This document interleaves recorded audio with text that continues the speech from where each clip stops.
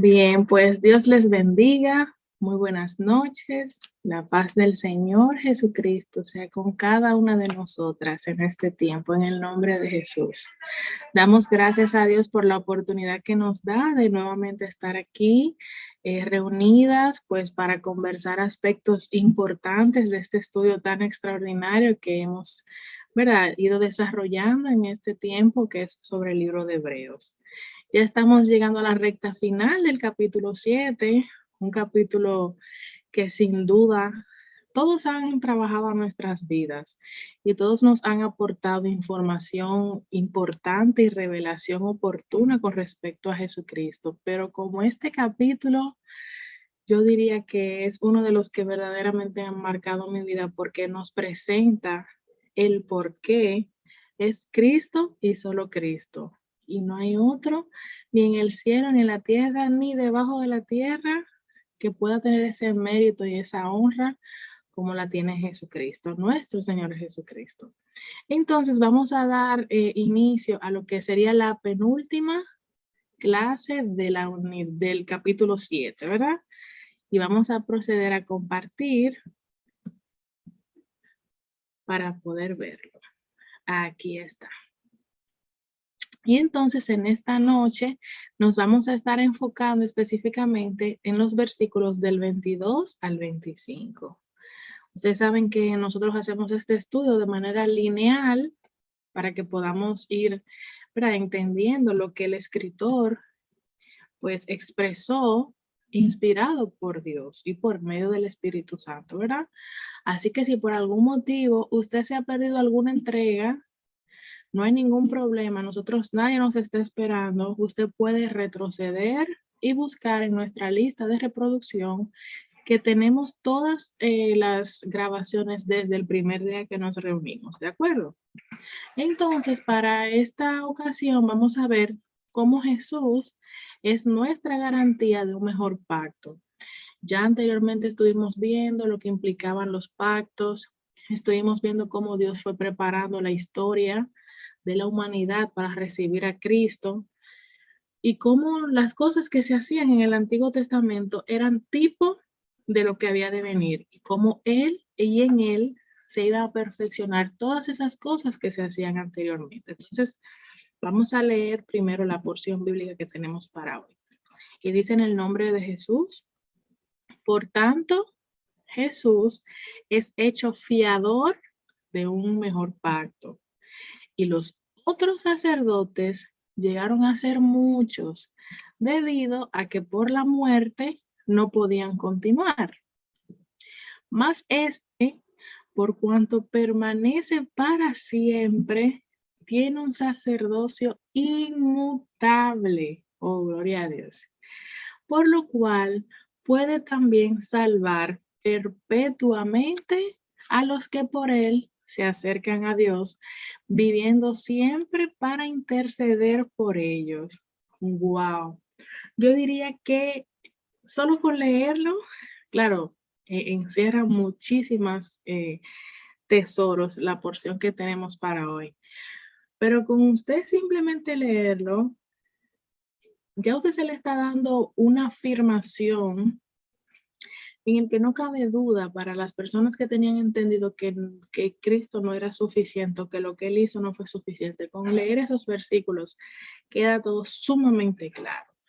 Pero como estamos en medio de un estudio y nuestro método de estudio en este día, nosotros lo hacemos por capítulo, por versículo y específicamente en el libro de Hebreos en esta ocasión, pues entonces nosotros nos adentramos siempre, ¿verdad?, a un poco más profundo a cada versículo. Entonces, empezando con el verso 22, que dice que Jesús es hecho fiador de un mejor pacto. Nosotros sabemos que en sentido general, cuando se van a hacer transacciones económicas de mucha importancia, se requiere que haya una persona que sea un fiador.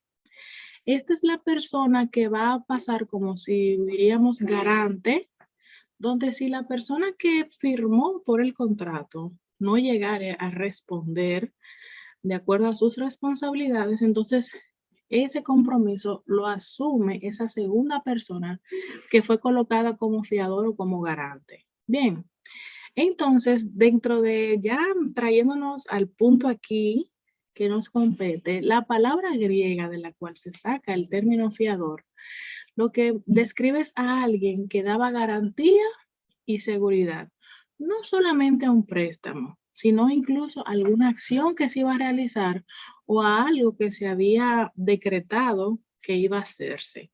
Y como se tenía una persona que era el compromisario de que se realizara esa actividad, pues entonces ellos eran fiador. Así que es una persona que puede servir de fiador para un préstamo o para una fianza en respecto a un prisionero. Recuerden que anteriormente se utilizaba el tema de la esclavitud y cuando alguien vendía a otra persona por esclavo, siempre había un fiador que estaba de por medio por si esa compra no se concretaba de manera completa y se iba a pagar, por así decirlo, a plazos. Ese fiador era el que estaba ahí, digamos, de intermediario, por si la persona que quedaba pendiente por pagar no completaba el pago de su esclavo, entonces ese fiador tenía que pagar. Y de verdad que, wow, la palabra de Dios es extraordinaria. Entonces, cuando dice que Jesús es el fiador de un mejor pacto, lo que implica es que en el antiguo pacto había un mediador, que en este caso era Moisés. Vemos a Moisés como Dios lo usó de manera poderosa para guiar al pueblo de Israel, pero no podía garantizar del todo todas las cosas, porque tanto la dinámica como él mismo en calidad de ser humano, pues fallaba. Y ahí vemos como él, por ejemplo, en un momento golpea la peña, como se enoja cuando ve una escena de idolatría y rompe todas las piedras. O sea, había en él un asunto de humanidad y de debilidad que a pesar de que él hizo en su momento bien la asignación, pero no era suficiente para lo que Dios verdaderamente tenía en mente y en plan con Jesucristo. Entonces, este nuevo pacto, que viene siendo no solo nuevo, sino un mejor pacto, entonces tiene como consignatario la garantía en el nombre de Jesús. Y entonces aquí viene Cristo, viene Jesús a sustentar y a sustentar no solamente como en términos de él, sino también por nosotros. Ya no solo se sustenta él mismo, o sea, él mismo es como el responsable de sí mismo por el tema de ser Dios y de que no había ninguna debilidad en él y de que no había ninguna limitación, sino que también él pasa a ser ese consignatario de nosotros. En cuanto a todo lo que nos haga falta, en él todo queda saldo. Wow, bendito sea Dios. Entonces, pacto, el término que se utilizaba para describir esta palabra tenía un significado acerca como de un testamento, de un escrito donde había una voluntad manifiesta o donde había como algo que necesitaba llevarse a cabo de cierta manera. Entonces, por eso es que vemos que cuando en el primer pacto se describen las cosas, Dios describe y muestra a Moisés cómo Él quiere que sean todas las cosas. Y recuerden que anteriormente decíamos que no es solamente los 10 mandamientos. Dios fue revelando a lo largo también de la historia una serie de otros, diríamos, mandamientos o leyes de convivencia para que todas las personas que estaban de camino a ir, ¿verdad? A toda esa dinámica que tuvieron junto con Moisés, en ese día a día tuvieran una buena convivencia. Entonces aquí, cuando dice que es un nuevo pacto, es que Dios entonces ahora va a registrar de una manera diferente cómo se van a hacer las cosas a partir de un momento determinado. Y es por esto que Jesús marca ese nuevo pacto sobre el cual se empieza a escribir nuevas cosas de cómo realizarse. Y entonces es por eso que cuando vemos a Jesús entrar en acción y él se gana esa autoridad por él, pues, no tener ningún tipo de pecado, por él ir a la cruz y morir de la manera más atroz. Pero no solamente eso, sino que no se quedó postrado, sino que resucitó. Y eso le asignó, se le fue asignado una autoridad que nadie más ha llegado hasta ahí. Por lo tanto, sobre él es que se escribe el nuevo pacto, ese nuevo testamento, esa nueva voluntad que quiere Dios para con la humanidad por medio de Cristo. ¿Ok? Entonces, si sobre él se escribe lo nuevo, él es el único indicado y el único que tiene las expectativas a la altura correcta y real para también ser el fiador de ese pacto. ¿Ok? Porque nadie nunca ha llegado a la altura y a la autoridad que tiene Cristo y no lo va a ver. ¿De acuerdo? Entonces, cuando vemos que el autor de los Hebreos menciona esto, porque fíjense que no solamente lo estamos viendo en estos versículos, lo estamos viendo incluso desde antes. Él lo que está intentando es enfatizar, como habían algunos que estaban arraigados en el antiguo pacto, él lo que estaba tratando era de enfatizar de que había una nueva dinámica de hacerse las cosas que tenían que considerarlo. ¿Ok? Y que también eh, no fue hecho solamente para ellos, sino que fue hecho para los que veníamos más adelante, porque en él es que nosotros también tenemos entrada como gentiles, recuérdenlo, ¿verdad? Entonces, el testamento es dictado solo por el testador. ¿Y quién sería ese testador? Es Dios. Entonces, ese acuerdo lo encontramos de Dios para con la humanidad a través de Jesús. Y no es algo que nosotros como seres humanos nos hayamos sentado a hacer ese acuerdo con él.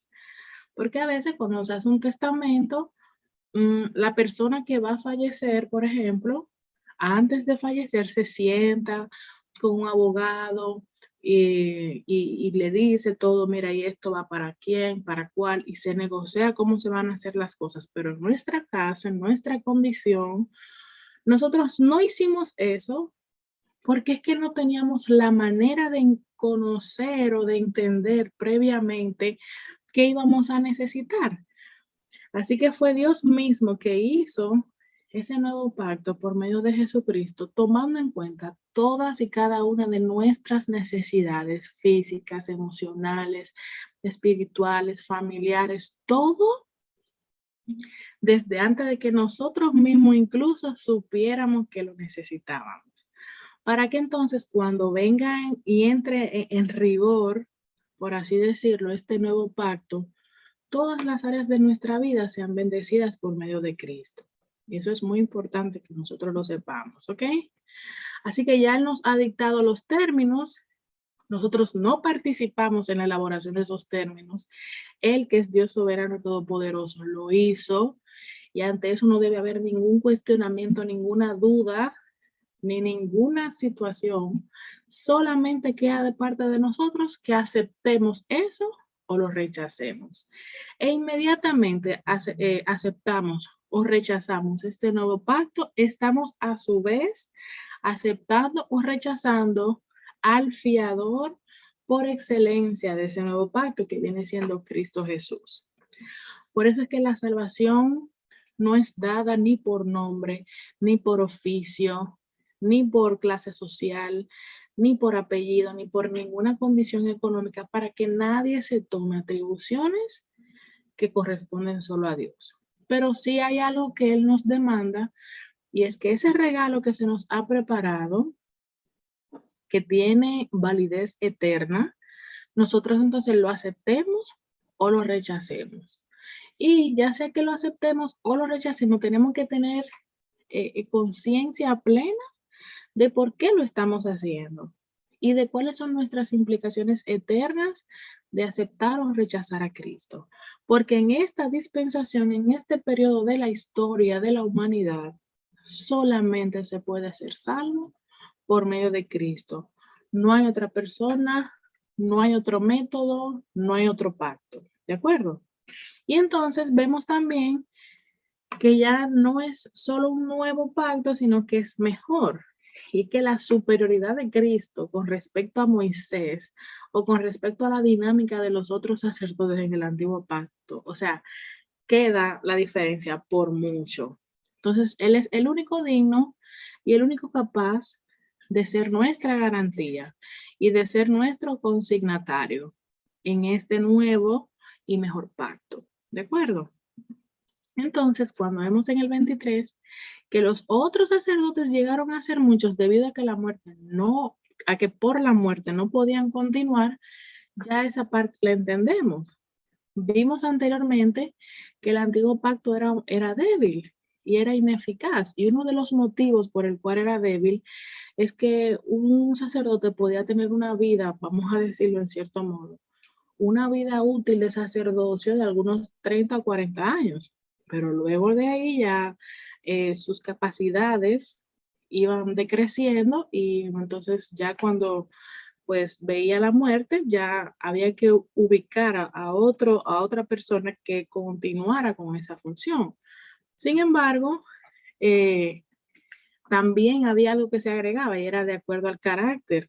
Se necesitaba un carácter y una preparación específica para ser un sacerdote en ese tiempo. Entonces, si había alguna condición del carácter o de la personalidad de ese sacerdote, eso también intervenía o interfería en la dinámica de todo lo que se hacía.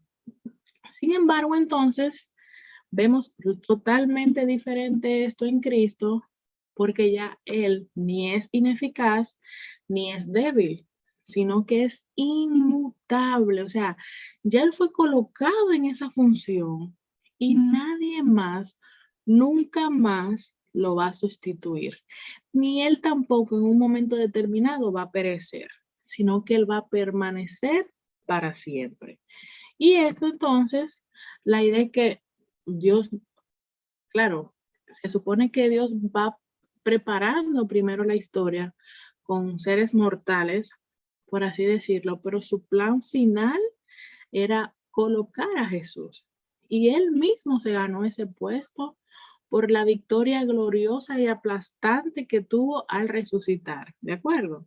Así que ya él no va a morir, ya su sacerdocio no va a ser temporal, sino que va a ser permanente y por lo tanto ya no tenemos que preocuparnos como se preocupaban anteriormente, que les decía, de que en el cambio de sacerdotes hubiera alguien que tuviera algún mal carácter o que fuera un sacerdote inmaduro o que olvidara aspectos de sus funciones. Ya con Cristo no tenemos esa preocupación ni esa duda, porque sabemos que no hay otro mejor que Él para cumplir esa posición y de que permanece para siempre.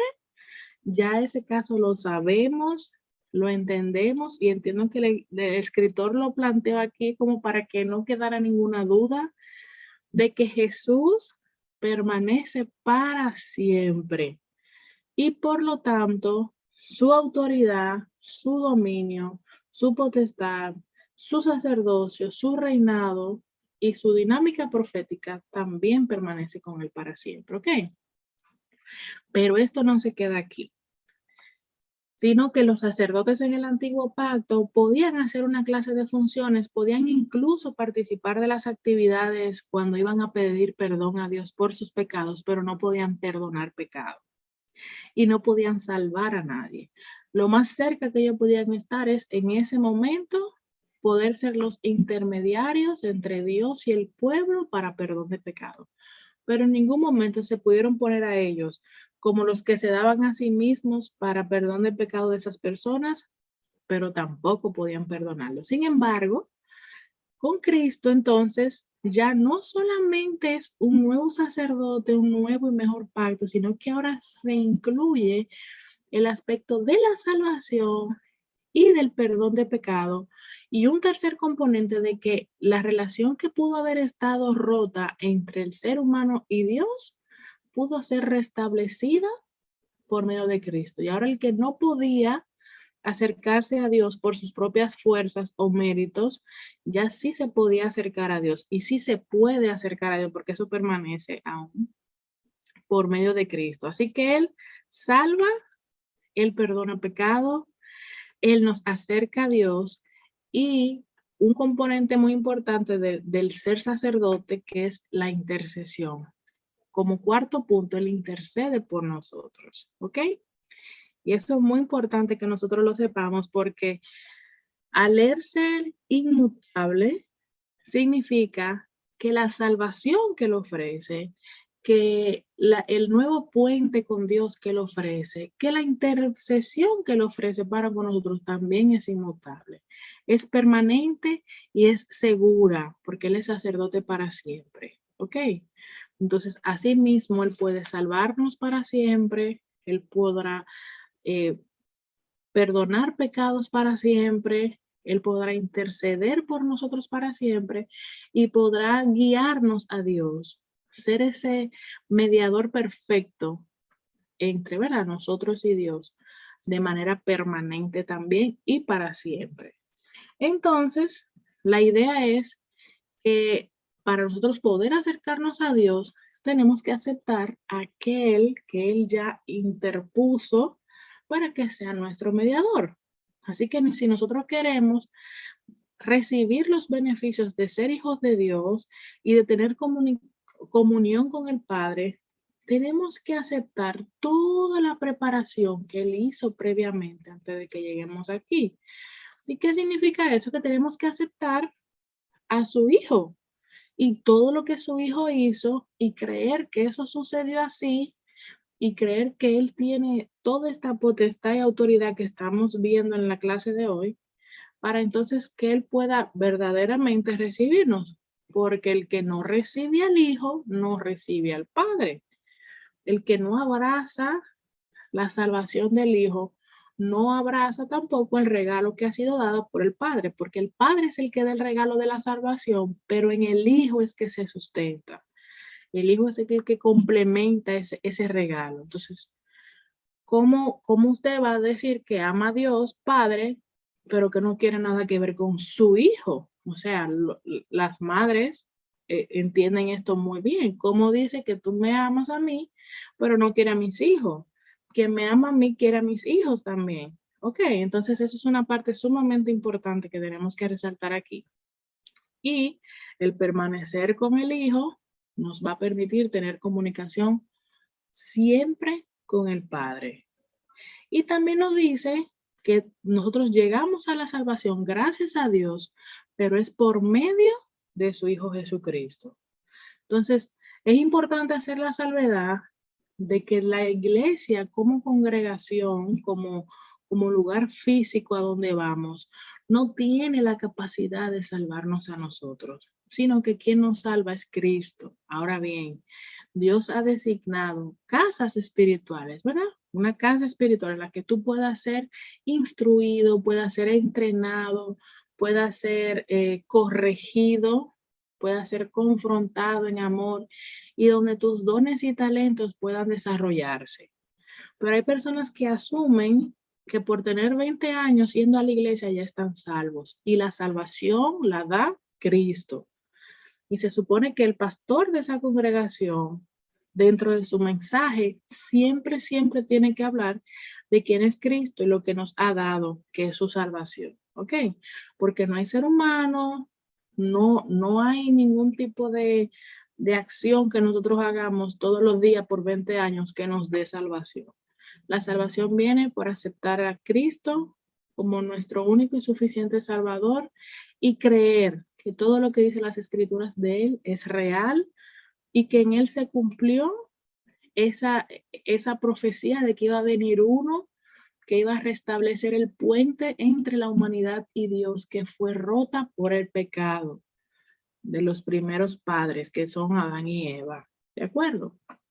Entonces, el último punto que establece este versículo también es el tema de la intercesión. Y es que así como Cristo tiene el triple oficio, profeta, sacerdote y rey, hay unas funciones que van de la mano con cada uno. Y específicamente en la función de sacerdote, tiene que ver muy de la mano el tema de la intercesión.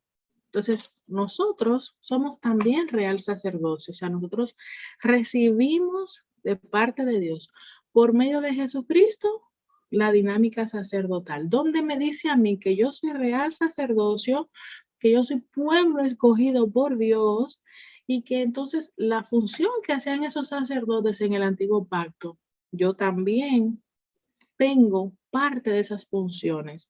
Y dentro de esas funciones está el yo interceder por los demás, a Cristo y al Padre en un momento determinado. ¿Ok?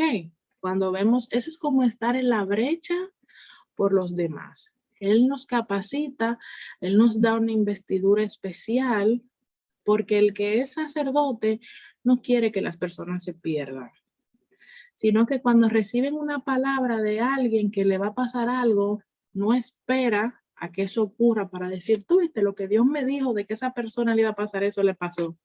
No, sino que Dios te da la información, te revela lo que va a pasar para que tú puedas interceder por esa persona y que eso no ocurra. Entonces, de esa misma manera y de una manera mucho más perfecta, entonces Él nos fortalece.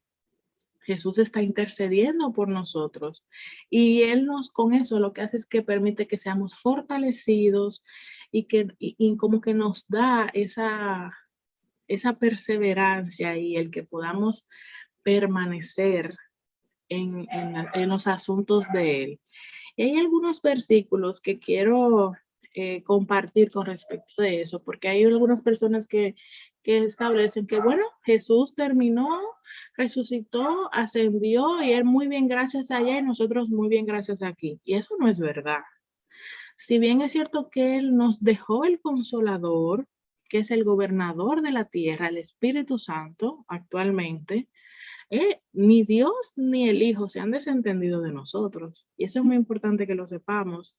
Entonces dice, por ejemplo, Romanos 8:33, ¿quién acusará a los escogidos de Dios? Dios es el que justifica. ¿Quién es el que condenará? Cristo es el que murió, más aún el que también resucitó, el que además está a la diestra de Dios, el que también intercede por nosotros. Así que si en algún momento usted le habla de que usted está acusado, ya usted sabe que a usted Dios lo justifica. Si en algún momento le dicen que usted sigue condenado, usted sabe muy bien que por medio de Cristo, de su muerte y de su resurrección, Él está sentado a la diestra e intercede por nosotros. Por lo tanto, no hay nada que nos ocurra que previamente no se nos informe, no se nos revele, y ninguna tentación, ni ningún proceso, ni ninguna situación está por encima de la capacidad que tenemos para afrontarla. Eso es muy importante que lo sepamos. Y también dice en Lucas 22:31, dijo también el Señor, Simón, Simón, he aquí Satanás os ha pedido para zarandearos como a trigo, pero yo he rogado por ti que tu fe no falte y tú, una vez vuelto, confirma a tus hermanos. Nosotros, si a alguien le dijeron que pertenecer a la familia de Dios es algo color de rosa, no procede, porque nuestro mismo Señor dice que en el mundo vamos a tener aflicciones, van a haber procesos, van a haber situaciones difíciles, y este versículo me dice a mí que incluso en un momento Satanás pudiera pedir zarandearnos a ti y a mí, como a trigo, oiga eso. El trigo se zarandea para quitar la paja ¿verdad? Del grano, y zarandea como una malla específica que tiene unos orificios de un tamaño específico para que solamente salga el trigo y se quede la paja donde está, ¿verdad? Ese trigo. Entonces, dice que pudiera ser en un momento y vemos un ejemplo en la Biblia con respecto de Job. Entonces, si no lo hizo con él, ¿por qué no necesariamente en un momento quisiera hacerlo? Sin embargo, no vamos a estar solos. Porque aquí dice que rogó por él para que tu fe no falte, para que fuera fortalecido, para que no tuviera ningún tipo de distracción y para que venciera. Y ya después, una vez vuelto, una vez salgamos de esa condición, de esa situación, porque no es para muerte, eso es para vida, entonces confirmemos a los hermanos. los demás vean el testimonio en nosotros y crean a Dios, no por nuestras fuerzas, sino por lo que Él hizo en nuestras vidas. Entonces, el término de que Jesús es nuestro intercesor quiere decir que van a haber momentos de dificultad, porque nadie intercede si no hay una necesidad o algo, ¿verdad?, imperante que se requiera, ¿verdad? Entonces se intercede porque hay cosas, hay momentos en los que la situación se va a poner bien difícil. Entonces, la idea es que eso es otro error que se tiene, es pensar que Cristo intercede por nosotros porque tenemos un Padre Celestial que es como si fuera un dictador con un palo o con un mazo que nos va a maltratar constantemente. No es por eso que Cristo intercede, ¿ok? Ni tampoco Él repite oraciones, repite lo mismo y o sea, no es un hijo creativo entre tanto. Por ejemplo, lo que pide por mí no es necesariamente lo que pide por ti, sino que cuando dice que Él intercede por nosotros y que Él es nuestro abogado y que Él nos representa continuamente delante del Padre para que podamos acercarnos a través de Él. Y para que si vamos a pasar por un proceso, no sea por encima de lo que podamos manejar. Cuando venga alguna situación, Él es el que intercede para que nos llegue la salida, nos lleguen las provisiones y nos lleguen las estrategias para salir de eso. Y también es el que nos defiende contra las acusaciones, porque siempre el enemigo quiere hacernos creer cosas de nosotros que no es real y que Dios no es eso lo que ha dicho de nosotros. Entonces el hijo está ahí para decir, eso no es verdad. Ese hijo mío, esa hija mía, en ese lado, ya eso hace mucho que pasó, ya eso, por eso ya pidió perdón, ya está restaurada en esa área, ya no hay debilidad en ningún aspecto de ese. Deje su sucia boca. Deje sus sucias acusaciones con respecto de mi hija o de mi hijo. Entonces, por eso es que él está. Y el padre, óyeme, ¿cuánto más un padre que tenemos un hermano mayor que es Cristo, que ese hermano mayor habla por nosotros y habla de nosotros al Padre? Claro que el Padre va a prestar atención y va a decir, tú tienes razón, ese es mi hijo, eso no es verdad, eso que dice el enemigo, porque él es el padre de la mentira, ¿ok? Y acusa por acusar y quisiera que todos fuéramos para donde él va, porque ya él sabe cuál es su final, así que por eso que nosotros no podemos desviarnos ni a la derecha ni a la izquierda, tenemos que continuar firmes, constantes y permaneciendo en quien hemos creído, ¿de acuerdo? Así que cuando flaquee nuestra fe, la entrega de hoy nos dice que hay un mejor sacerdote en un nuevo y mejor pacto que está, no solo intercede por nosotros, sino que nos salva, nos perdona de pecado y ha restablecido el puente que nos comunica con el Padre. Óyeme, ¿qué más podemos querer de ahí? Gloria a Dios. Entonces, ya, ¿verdad? Finalizando, vamos a concluir la próxima entrega con la última porción del capítulo 7, ¿ok? Y ya vamos a ver a Jesús no solo como sacerdote, no, sino como hijo, que fue hecho perfecto para siempre. Ya lo que se hizo en él no es necesario que venga más nadie, más nunca, porque ya eso permanece para siempre, ¿ok? Y como modo de investigación, pudiéramos tomar esta semana e investigar qué porciones bíblicas nosotros podemos encontrar de la función intercesora de Jesús.